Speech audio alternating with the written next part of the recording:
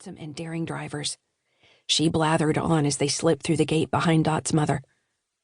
No one stopped them. Patty breathed a sigh of relief. 20 yards past the entrance, she cut Dot off. "Gotta go find my mother. See ya, Dot." Dot gave her a hangdog look, her prospects for friendship once again slim. "Sure, if you say so." Patty almost felt bad for her. "But let's keep talking later," she said, and Dot perked back up and gave her a smile. Patty turned and disappeared into the crowd, feeling pretty good about herself. After all, what harm could the promise do? She wouldn't have to break it exactly. No, she'd be gone long before it could become an issue.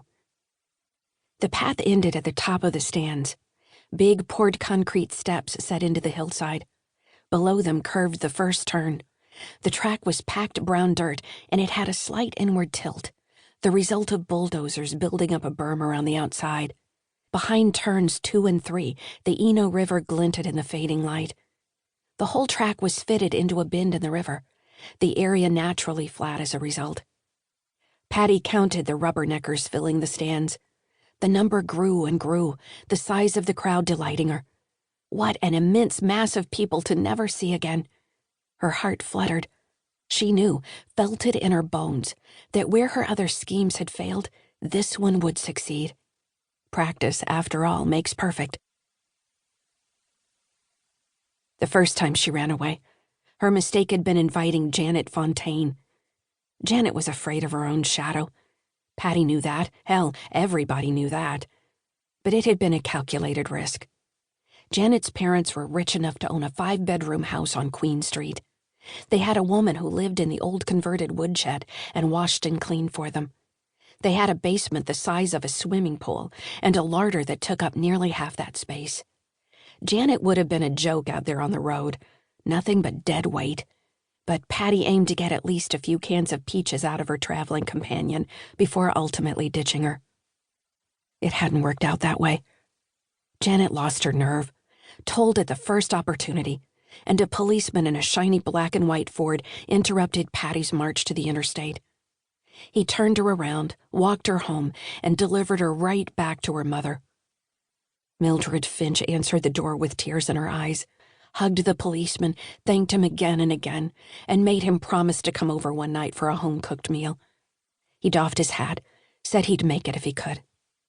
Then he was gone, and her mother stopped pretending. "You little monster," had been the first words out of her mouth, followed by a swift backhand that knocked Patty down to the rough floorboards. "Mama, don't." "No backtalk. That's no way for a little girl to behave, is it?" Patty shook her head, pain shooting up her neck. Mildred Finch made a fist, knelt, then buried it in Patty's stomach. Mildred liked to hit. She was good at it, and she liked it.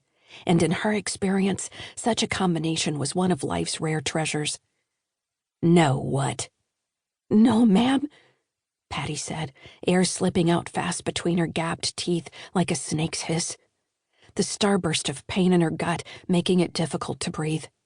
"That's better, little one," Mildred said, and launched into her usual lecture about the evils of the world. As always, the chief danger listed was Patty's father. They had been running away from him for 2 years, hiding themselves in various small towns dotted across the North Carolina countryside. Even at 10 years old, Patty had a sense of the strange resonance between their original escape and her own current desire to vanish. Her mother had run away and deemed it justice. Patty ran away, and her mother labeled it a betrayal. Mildred worked herself up into the usual frenzy, pacing back and forth, gesticulating wildly with her hands. Patty twitched each time one of the hands came nearer. "He was no good trash, Patty. He'd push that rotten pecker into anyone who would take it. And who would take it? Who would let a man like that slide his slimy little worm into them?" Patty knew the answer to this, and gave the response her mother expected to hear. "Horse, ma'am?" "That's right, little girl. If you want to get by in this world, if you want to see it true, that's all you really need to know. Men are bastards, and any woman who would let them have their way, who would open her legs, is a whore. Isn't that right?" It wasn't a question. She nodded.